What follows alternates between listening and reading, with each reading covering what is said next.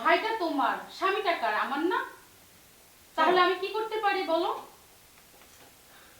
আসলে কি, যদি বিবেক থাকতো তাহলে এই কথা বলতে না, ঠিক আছে? কারণ একা ভাইয়ের উপরে, পায়ের উপরে পা তুলে কবজি ডুবাই খাইতেছো। আর কোনো মানুষ হইলে বলতো কি যে আমার ভাই একার উপরে এতগুলা মানুষ আমরা খাইতেছি, তাহলে আমি চাকরি বাকরি খুঁজে একটু কর্ম করে খাই, ঠিক আছে?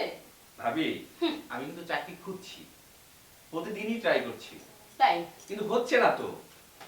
এর জন্য যে আমার জন্য এই অল্প কয়টা ভাত শুধু ঝোল, মানে কি বলবো, মানে এইখানে এই সংসারে কি আমি কিছুই না? সেটাই তো বলছি, তুমি কিছুই না। তুমি তো রাজকুমার। তোমাকে আমি পোলাও, বিরিয়ানি, কুরমা, জর্দা এনে এনে দিব, প্লেট ভরে খাবার।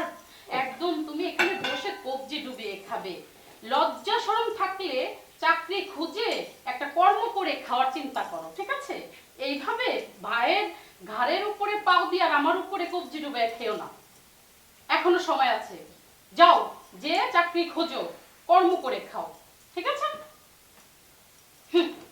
মন চাইলে খাও, না মন চাইলে চলে যাও।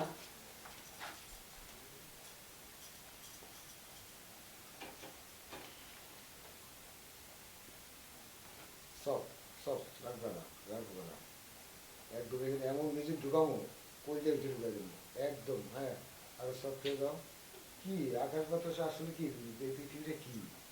হ্যাঁ? এরকম